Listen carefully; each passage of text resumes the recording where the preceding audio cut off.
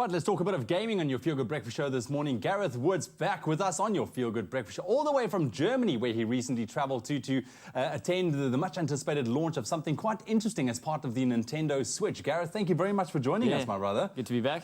Yeah, so listen, Germany was good? Yeah, it was awesome. It was cold. really cold. Listen, but you were there for something quite unique. We've been talking about the Nintendo Switch for quite a while in the Feel Good Breakfast Show, and it's a console that I think is fast becoming a firm favorite amongst many households as well. In fact, it won Gadget of the Year a couple of weeks ago. But now there's something new, man. They're taking it to a different level completely. Yeah. So yeah, Nintendo Labo, a lot of people kind of find it difficult to explain, and I think that's why they sent me there to try and do a better job. And even now I'm kind of stumbling on my words. It's essentially you take all the power that's in the Switch kind of controllers, you add a bit of creativity and some of these kind of pre-cut out cardboard sort of monstrosities and things you can build and inventions. And with that and the tech and a little bit of magic, you create the most crazy different kind of toys to play with. So we had remote control cars, we had little houses, we had fishing games, all sorts of stuff that kind of brings the analog system of being able to touch and build something with the kind of digital magic that's in the Switch controllers, and all comes to life in Nintendo Labo. It was crazy. I know we've got some clips to show, kind of to hopefully explain a little bit better than I can. But it sounds far-fetched, but you mentioned cardboard, which makes it like, okay, now it's a bit more simpler, I guess. But how does it work? How does the Nintendo Switch kind of console kind of integrate itself with these cardboard kind of things that you build and literally make them come to life? So obviously there's software that comes part of when you buy either the Toy-Con or the robot pack, and that obviously is the software in the game that you play. But essentially what it does is it uses the controller, which has an infrared camera. It's got it vibrates. It's got obviously an accelerometer and all this kind of like fancy stuff. So it knows a lot about what's going on in its surroundings. So when we use the RC car, for example, build these little cars, a decorated mine, and we had the little controllers on there. And then with the software that you're playing on the Switch, it vibrates at a certain frequency, so you can move it around. And then obviously you can vibrate the one faster than the other, and so it turns, and you can, I think we had a little bit of an RC battle with like some of the other cars, so we had a little kind of gladiator moment, sumo sort of wrestling. There was a bit of parkour, so you could move it around this like sort of obstacle course.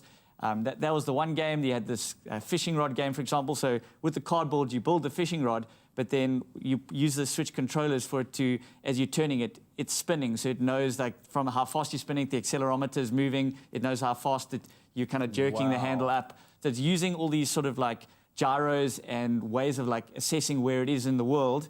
It's kind of like the feedback that you're giving it, it then puts back into the software, and so it's giving you feedback. So it's this great mix between analog and digital, and also just the fun of building half these toys. So you're sitting there, I mean, the one they built at piano, it takes like 2 hours to build, but afterwards you're sitting there pushing the keys and using the kind of infrared camera inside the piano.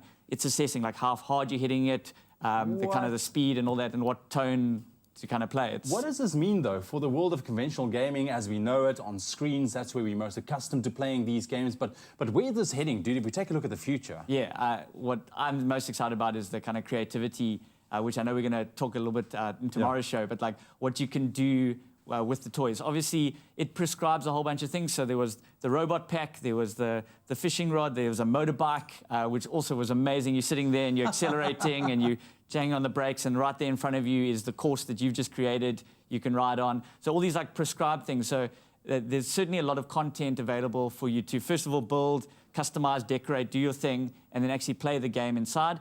But then obviously like one of the most exciting parts, and I'm really excited to see what the real creatives and engineers do with this sort of stuff, is the tech that it actually provides people in the box to be able to kind of do your own thing with. That is amazing, Gareth. So it comes in obviously in some starter packs, and you can choose which starter pack or pack you want and what's in there or what. So so you get the Toy-Con pack, which is if I remember correctly, it's the house, it's the bike, the fishing rod, and the RC car, and then the piano, and then if the robot pack is obviously the big mech, and that's like the big bad boy. That takes like 3.5, maybe 4 hours to build. You sit there with the backpack on, sitting there, and as you move, the robot moves. As you put your arms forward, it flies. It's super, super responsive. Crazy. Put the visor down, go into first-person mode.